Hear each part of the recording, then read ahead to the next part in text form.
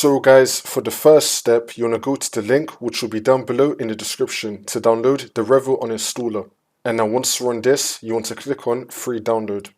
Now we're going to scroll down and then select free download again. It's now going to start downloading.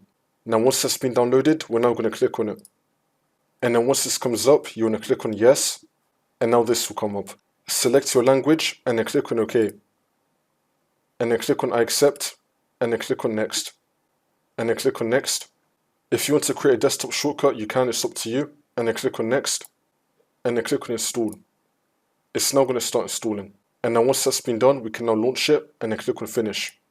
And now once we're on this, you want to find the application that you want to uninstall, just click on it. And then click on uninstall.